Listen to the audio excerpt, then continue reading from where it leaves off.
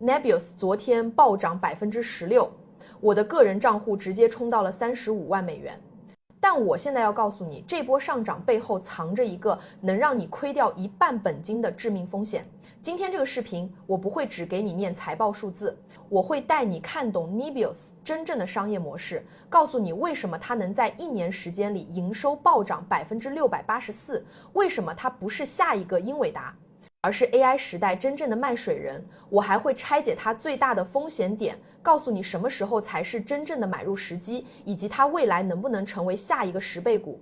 如果你现在持有 Nebius 或者正在考虑买入，这个视频你一定要看完，因为我讲的这些内容90%的财经博主都不会告诉你。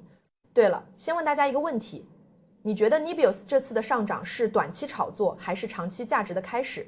你更愿意现在追高买入，还是等回调再上车？欢迎在评论区留下你的看法，我会认真看每一条留言，遇到有代表性的问题，我会在后面的视频里专门解答。先跟大家同步一下我的最新持仓情况， Nebius 是我今年最重的仓位之一，从年初拿到现在，已经给我带来了非常可观的收益。这次财报发布之后，股价直接跳空高开16%，我的账户总收益也跟着水涨船高，第一次摸到了31万美元的门槛。说实话，这个涨幅比我预期的还要快，本来我以为要到2季度末才能达到这个水平。但你猜最奇怪的是什么？就在所有人都在狂欢，都在喊着 Nebius 要涨到200300美元的时候，我反而开始冷静下来了。因为我仔细翻了3遍财报，又听了整整2个小时的电话会议，发现了一个几乎所有人都忽略的问题。这个问题现在看起来好像不大，但如果处理不好，足以让 Nebius 的股价在短时间内腰斩。我们先从最亮眼的财务数据开始看起。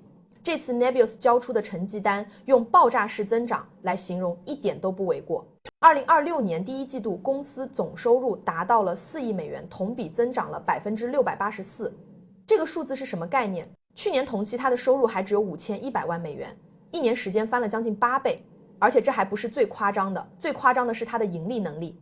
本季度 Nebius 的 AI 云业务 EBITDA 利润率达到了45%，环比直接翻倍。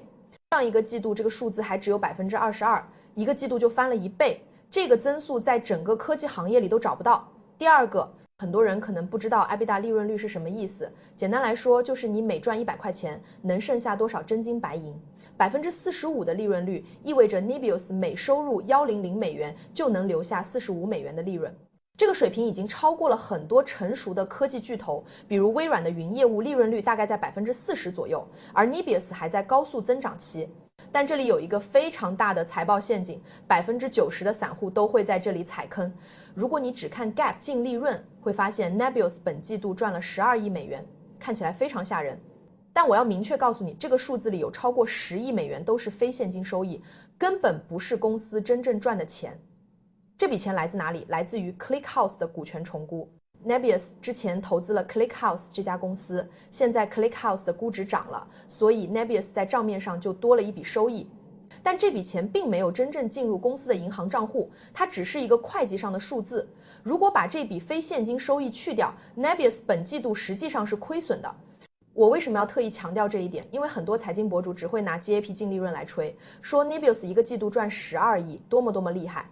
但这其实是在误导你，真正的投资者看的是公司的核心业务盈利能力，也就是 AI 云业务的 EBITDA。这个45%的利润率才是 Nebius 真正的价值所在。当然 Nebius 也不是没有财务压力，它最大的财务压力来自于可转债的利息支出。为了快速扩张数据中心， Nebius 发行了大量的可转债，这些债券的利息正在逐渐到期。本季度公司的利息支出就达到了1.2亿美元，而且这个数字还会继续增加。这也是为什么我一直说 Nebius 现在是在和时间赛跑，它必须在利息压垮它之前把规模做起来，把现金流转正。讲完了财务数据，我们再来看最核心的供需关系，这才是 Nebius 现在最恐怖的地方。很多人以为 Nebius 的增长是靠营销，靠讲故事，但实际上它的增长完全是被需求推着走的。现在 Nebius 的 GPU 有多抢手，平均4个客户抢1块 GPU。也就是说，他每拿到1块 GPU 就有4个客户等着要。公司管理层在电话会上说，他们现在是见多少卖多少，根本不存在销售问题。他们的天花板已经不是能卖出多少算力，而是能建出多少数据中心。你想想，这是一种什么样的商业模式？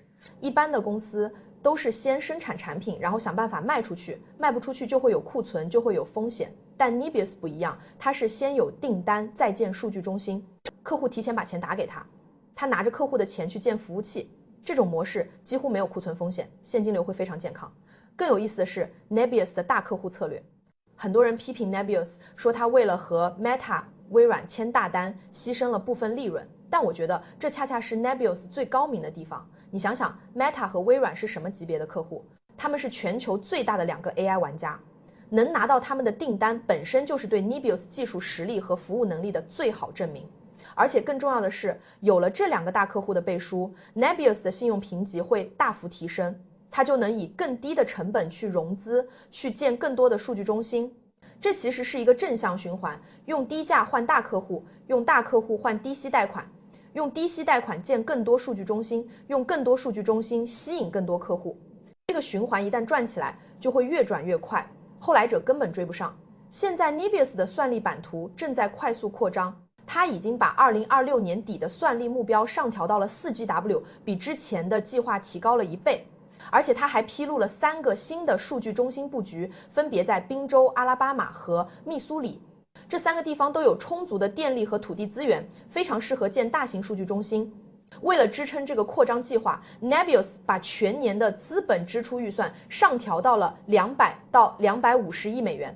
很多人看到这个数字都吓了一跳，说 Nebius 太激进了，乱花钱。但我要告诉你，这次的资本支出上调不是因为通胀，不是因为成本上涨，而是纯粹因为需求太旺盛了。管理层在电话会上说得很清楚，他们本来只计划花150亿美元，但现在客户的订单太多了，他们不得不加快建设速度。这和那些为了扩张而扩张，为了烧钱而烧钱的公司完全不一样。Nebius 的每1分钱资本支出背后都有对应的订单支撑。讲到这里，如果你觉得 Nebius 已经完美无缺，可以闭眼买入了，那你就大错特错了。接下来我要讲的就是这次财报里最危险的部分，也是几乎所有人都忽略的部分。如果你没注意到这里，后面很可能会吃大亏。Nebius 现在最大的风险不是竞争，不是技术，而是一个看起来非常不起眼的东西——建设许可。具体来说，就是它在新泽西州 Vineland 的核心数据中心项目遇到了环保许可的问题。这个 Vineland 项目是 Nebius 目前最大的在建项目，规划容量超过 1GW， 占了它今年总建设目标的1/4还多。按照原来的计划，这个项目应该在今年下半年开始投产，但现在它的空气排放许可还没有拿到新泽西州环保部门的批准。这个问题有多严重？我给你算一笔账。如果这个项目延期3个月， Nebius 今年的算力交付就会减少 25%， 如果延期半年就会减少 50%。而如果最终拿不到许可，那 Nebius 之前投进去的几十亿美元就全部打了水漂。更麻烦的是，微软的合同里有明确的延期交付法则，如果 Nebius 不能按时交付算力，微软有权取消订单，而且不需要支付任何违约金。你想想，如果微软真的取消了订单，那对 Nebius 的打击会有多大？不仅是收入的损失，更是信心的打击，股价很可能会直接崩盘。让我非常不满意的是，管理层在电话会上对这个问题的回应非常含糊。他们只是说正在和监管部门积极沟通，有信心解决问题，但没有给出任何具体的时间表，也没有说明如果延期会有什么备用方案。这种态度，说实话让我有点担心。我做投资这么多年，最害怕的就是管理层对关键问题含糊其辞。如果问题真的不大，他们完全可以说得更清楚一点。越是含糊，就越说明问题可能比我们想象的要严重。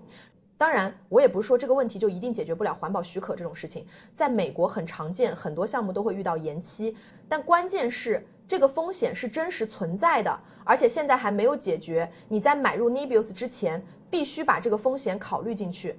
讲完了风险，我们再来看 Nebius 真正的护城河。很多人以为 Nebius 就是一个卖 GPU 的，就是一个算力租赁公司。